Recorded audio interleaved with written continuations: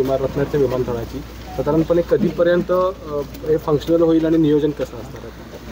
आपल्या एक लक्षात आलं असेल की रत्नागिरी विमानतळ जे आपण रत्नागिरीच्या लोकांसाठी सुरू करणार होतो त्याचं टर्मिनल बिल्डिंगचं काम 50%पेक्षा जास्त संपलेलं आहे.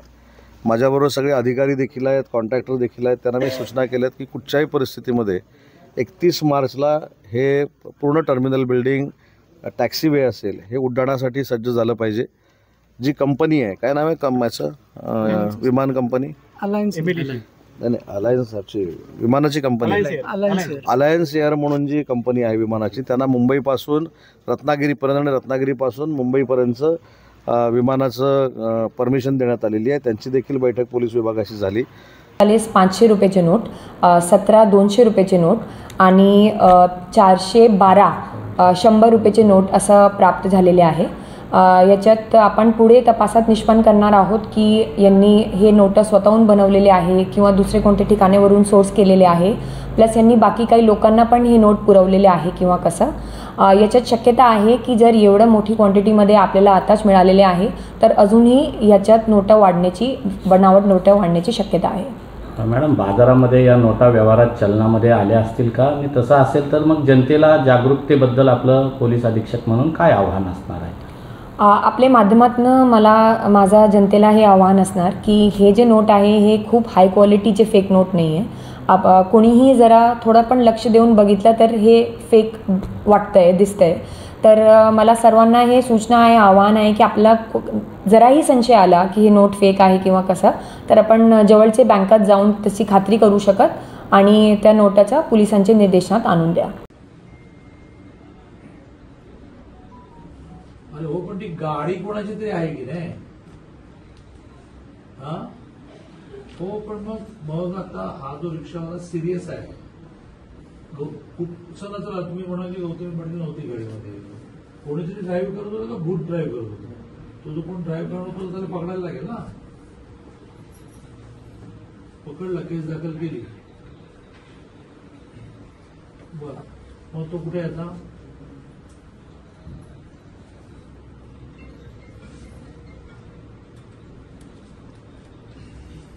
मग ती गाडी कुठे आहे?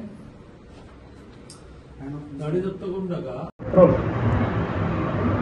दरवर्षीप्रमाणे अत्यंत आनंद होतोय की मल्हारगड दसरा मेळावा आपण गेल्या काही वर्षांपासून आयोजित करतो. जेजुरीच्या मल्हारी मार्तंडाचं महात्म्य राज्यभर आहे. 18 पगड बहुजन समाजाचा, उपेक्षित वंचिताचा, कष्टकऱ्यांचा हे कुलदैवत आहे. या मल्हारी मार्तंडाच्या नावानेच म्हणजेच मल्हारगड दसरा मेळाव्याचं आयोजन आपण यावर्षी येत्या रविवारी 5 ऑक्टोबर 2025 रोजी सकाळी 11 वाजता जेजुरी नगरीमध्ये करीत आहोत. मल्हार नाट्यगृहामध्ये याचं आयोजन होणार आहे. खरं तर अत्यंत आनंद होतोय की हा कार्यक्रम आयोजित होत असताना याचे प्रमुख पाहुणे म्हणून माननीय आमदार गोपीचंदजी पडळकर, त्याचबरोबर ओबीसी तज्ञ, ओबीसी आरक्षणाचे लढवय्ये नेतृत्व लक्ष्मणजी हाके सर आणि ॲडव्होकेट मंगेशजी ससाने यांच्या मार्गदर्शनाचा लाभ आपल्याला खरंच लाभणार आहे. यावर्षीचा दसरा मेळावा अनेक प्रश्नांना आपल्या कवेत घेईल. ओबीसी आरक्षणाचा प्रश्न गंभीर आहे. धनगर एसटी आरक्षणाच्या अंमलबजावणी तशीच प्रलंबित आहे. बंजारा समाजाला आरक्षणाची अपेक्षा आहे. या सगळ्या परिस्थितीत महाराष्ट्रावर संकट कोसळलेलं आहे आणि नैसर्गिक संकट आणि मानवनिर्मित संकट अशा परिस्थितीत आपण चाललेलो. आज बऱ्याच वर्षाचा प्रलंबित प्रश्न सुटला, नेमका काय आणि कशा प्रकारे? आज खरं म्हटलं तर आपल्या राज्याच्या दृष्टिकोनातून आज एक ऐतिहासिक दिवस आहे. अनुकंपा खाली अंतर्गत असलेले वर्षानुवर्ष जे काही प्रलंबित विषय होते, नोकर भरत्या होत्या, त्या महारोजगार या कार्यक्रमाच्या अंतर्गत असे असंख्य मुलं मुलींना आज त्यांची नियुक्तीपत्र देण्यात आलेले आहेत.